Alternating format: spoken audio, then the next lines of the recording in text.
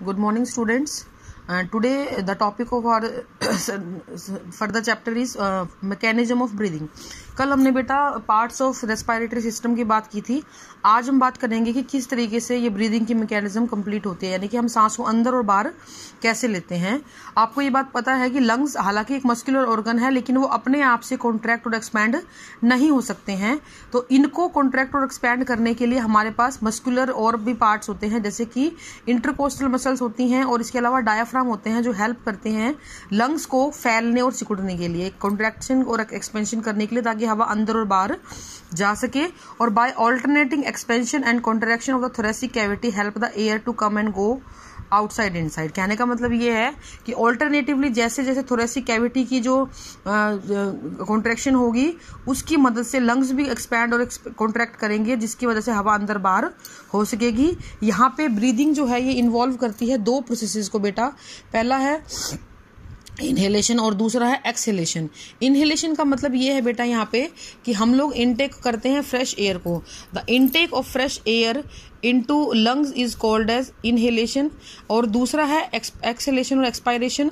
Elimination of foul air into the atmosphere is called exhalation और expiration. ठीक है. The process of breathing is involuntary process. Involuntary का मतलब ये है ये हमारे कंट्रोल में नहीं है. देखो हम कुछ देर के लिए सांस को रोक सकते हैं, लेकिन एक प्रोलॉन्ग के बाद अपने आप आपकी जो सांस है वो छूट जाती है, क्योंकि एक इनवॉलेंट्री एक्शन है जिसको आप कुछ समय के लिए रोकना चाहते हुए भी नहीं रोक पाते हो. प्रैक्टिस के साथ कुछ लोग बढ़ा लेते हैं, टाइमिंग को बढ़ा सकते हैं, लेकिन परमानेंटली आप इसको रोक नहीं सकते हो. ये अपने आप हो रहा है. फॉर एग्जाम्पल आप सो गए हो, सोते सोते आप पढ़ नहीं सकते, सोते सोते आप लिख नहीं सकते, सोते सोते आप और कुछ काम नहीं कर सकते हो, लेकिन आप सो रहे हो तो उस दौरान आपकी सांस चलती रहती है. ये आप सोच समझ के नहीं ले रहे हो, ये प्रोसेस अपने आप हो रहा है, इसलिए इसको हम क्या बोलते हैं, इनवॉलेंट्री प्रोसेस बोलते हैं. इसकी जो रेट होती है वो हमारे ब्रेन में रेस्पिरेटरी सेंटर होता है उसकी कंट्रोल में होती है. किसी भी ऑर्गेनिज्म की जो एवरेज रेट ऑफ ब्रीदिंग होती है वो 15 से 18 टाइम पर मिनट होती है, यानी 15 से 18 बार आपका जो ब्रीदिंग रेट होगा वो 1 मिनट में होगा. लेकिन अगर आप कोई फिजिकल एक्सरसाइज करते हो, वोगरस एक्सरसाइज करते हो, तो ये बढ़ भी जाती है, 20 से 25 टाइम पर मिनट हो जाती है. अगर हम बात करते हैं इनहेलेशन की और एक्सहेलेशन की, तो उसमें क्या क्या होगा, देखो ये डायग्राम आपको थोड़ा दिख रहा होगा. इसमें मैंने ये जो चीजें हैं, दीज आर द रिब्स, और ये जो नीचे डोम शेप बना हुआ है, दिस इज द डायफ्राम बेटा.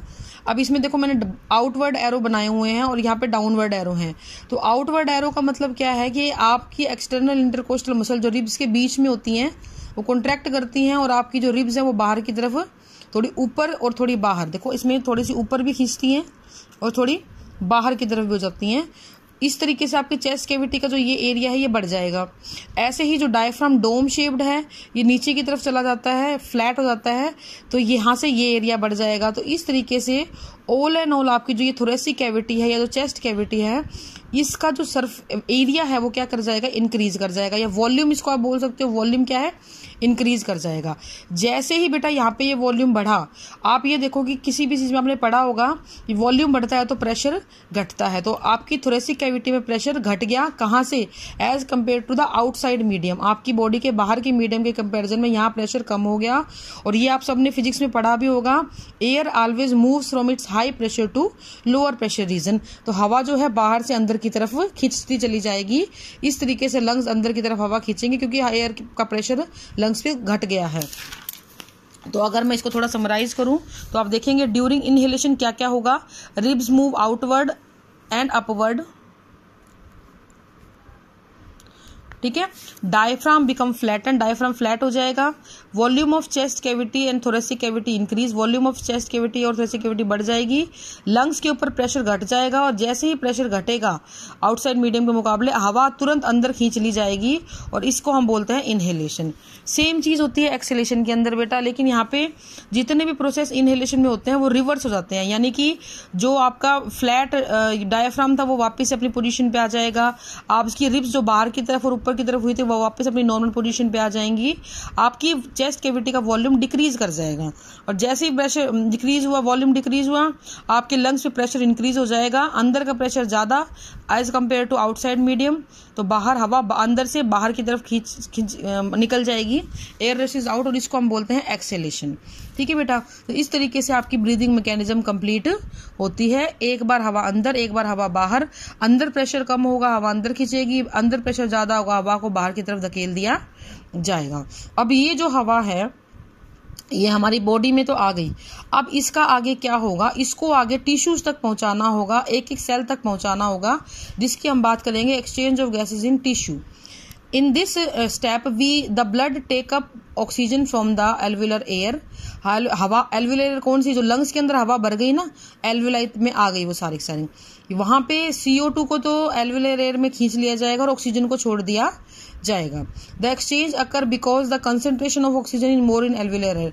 और एक्सचेंज क्यों होता है बेटा, आप डिफ्यूजन में पढ़े हो कि जहां पे भी हवा ऑक्सीजन ज्यादा होगी वहां से ऑक्सीजन कम की तरफ चलेगी, तो ऑक्सीजन हवा जो सांस हमने ली है उसमें ज्यादा है और जो ब्लड है उसमें कम है, तो इसलिए ब्लड में ऑक्सीजन चली जाएगी। और उसी ब्लड के अंदर CO2 ज्यादा है और जो हमने हवा खींची है उसमें CO2 कम है, तो उधर से हवा उधर चली जाएगी। तो कहने का मतलब ये है, फॉर एग्जाम्पल ये आपकी एक एल्वुलाई है, इस एल्वुलाई के आसपास आपकी ये कोई ब्लड कैपिलरी है, ब्लड कैपिलरी के अंदर CO2 ज्यादा है, ऑक्सीजन क्या है बेटा, कम है। ठीक है, ऑक्सीजन कम है, CO2 ज्यादा है। यहाँ पे ऑक्सीजन ज्यादा है, CO2 कम है। ठीक है, तो अब होगा क्या, ऑक्सीजन ज्यादा से कम की तरफ चलेगी, CO2 ज्यादा से कम की तरफ चलेगी, तो CO2 इस यहाँ चली जाएगी, ऑक्सीजन यहाँ ब्लड में आ जाएगी, तो ये आपका खून प्योर हो जाएगा जो बॉडी में चला जाएगा और ये आपकी फाउल लेयर यहाँ पे बन जाएगी। ठीक है, और ये प्रोसेस कैसे होता है, बाय सिंपल डिफ्यूजन। ठीक है, सिंपल डिफ्यूजन की हेल्प से ये काम होगा।